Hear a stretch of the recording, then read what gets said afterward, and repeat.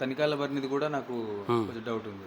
తనిఖీల బరినిది సైడ్కి ఇలా పెట్టి ఈ పక్కకి ఒక సైడ్కి ఎవడైనా కోపంగా కొడుతాడు లేకపోతే బలంగా కొడుతాడు. ఇది ఇంకొంచెం గట్టిగా అనుకో, ఎవడైనా కోపంగా కొడుతాడు లేకపోతే బలంగా కొడుతాడు. ఈడేట్రా అట్లా ఎవడన్నా కోపంగా కొడతాడు లేదా బలంగా కొడతాడు. ఈడేట్రే చాలా శ్రద్ధగా కొట్టాడు. అంతే. సైడ్కి పెట్టి ప్రాక్టీస్ చేస్తే ఈజీగా వస్తుంది. అయితే ఆ ఎమోషన్ మనం క్యారీ చేయాలి. పర్టికులర్ ఆ డైలాగ్కి ఏంటి, ఆయన ఒక ఆశ్చర్యం అనమాట. ఎవడైనా కోపంగా కొడుతాడు లేకపోతే బలంగా కొడుతాడు. ఈడిట్రా చాలా శ్రద్ధగా కొట్టాడు అంటే ఆ ఎమోషన్ ఏంటి, ఒక ఆశ్చర్యం. అంటే ఏం తెలియ అర్థం కాల, ఆ ఫీల్తో చెప్పాలి. ఆ ఫీల్ కూడా ముఖ్యం అనమాట. మనం వాయిస్తో పాటు ఫీల్, వాళ్ళు పర్టికులర్గా ఏ ఫీల్తో డైలాగ్ చెప్తున్నారు అనేది కనుక మనం క్యారీ చేయగలిగితే అది ఇంకా ఈజీగా వస్తుంది. ఇప్పుడు ఈ చంద్రబాబు నుంచే మనం మురళీమోహన్ తీయచ్చా? మురళీమోహన్ది ఆయనది ఇది వస్తుంది, బరకు వస్తుంది. చంద్రబాబు నాయుడు గారిది ప్లెయిన్ ఉంటుంది. అంటే బేస్ ఇప్పుడు నేను చెప్పాను అన్నప్పుడు కూడా అలా షార్ప్లో వెళ్తుంది, కానీ ఆ గరుకుతనం రాదు. మురళీమోహన్ అయితే నేను చెప్పాను, నేను చాలా క్లియర్గా చెప్పానండి, చాలా చాలా న్యాచురల్గా, మామూలుగా ఇలా కాదండి, దీనికి వేరే రకంగా ఉంటుంది, సబ్జెక్ట్ వేరే ఉంటుంది అని చెప్పాను అన్నప్పుడు ఆయనది గరుకుతనం వస్తుంది. అది చెప్పాను అది ప్లే అని ఆయన ఇలా వెళ్తుంది. ఈయనేమో కాకరపోతులు ఉంటాయి కదా, రఫ్ ఉంటాయి చూసావా, స్మూత్ ఉంటాయి, రఫ్ ఉంటాయి.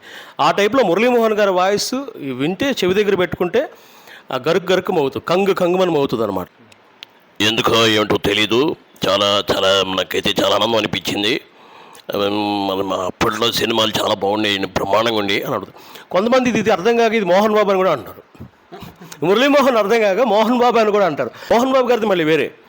ఏమయ్యా, అరిస్తే చరుస్తా, చరిస్తే కరుస్తా, కలిస్తే నిడుకుల పక్కన వేస్తా, నాకు తెలియగలుగుతాను ఆ షిరిడి సాయినాథుని దయవల్ల, ఆ తిరుమల తిరుపతి వెంకటేశ్వర స్వామి దయవల్ల.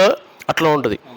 మురళీమోహన్ అనుకో, ఆ షిరిడి సాయినాథుని దయవల్ల, ఆ వెంకటేశ్వర స్వామి దయవల్ల నాకంతా బాగుందండి. చాలా డిఫరెన్స్ ఉంది. ఏమయ్యా అంటే మోహన్ బాబు, ఏమయ్యా అది కాదయ్యా అంటే మురళీమోహన్, ఏమయ్యా అది కాదయ్యా అంటే ఇది ఇంకా డిఫరెన్స్ ఉంది. ఇది డిఫరెన్స్ ఉంది. అంటే అసలు సంబంధం ఉండదు. ఆ చిన్న చిన్న డిఫరెన్స్లు ఏంటంటే, ఇప్పుడు నేను అదే అబ్జర్వ్ చేసుకుంటూ అదే ఫీల్డ్లో ఉన్నాను కాబట్టి నాకు అర్థమవుతుంది. చాలామందికి అది అర్థం కాదు.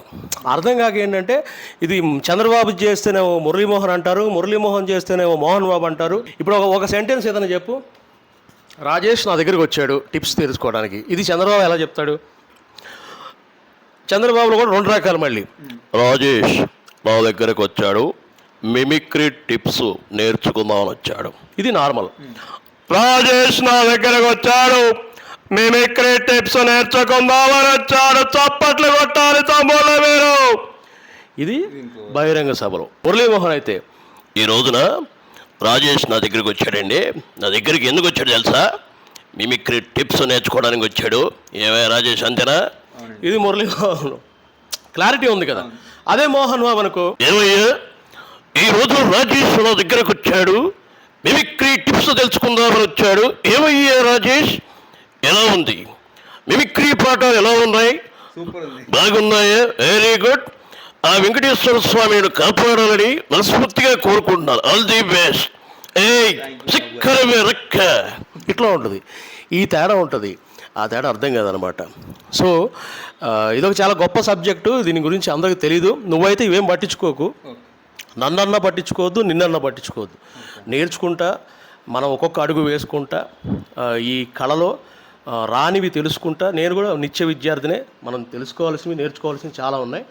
సో ఇలాగే నువ్వు ఎప్పుడు వీలుంటే అప్పుడు వస్తూ ఉండు, నన్ను కలుస్తూ ఉండు. నీకు మిమిక్రీకి సంబంధించిన టిప్స్ చెప్తూ ఉంటాను.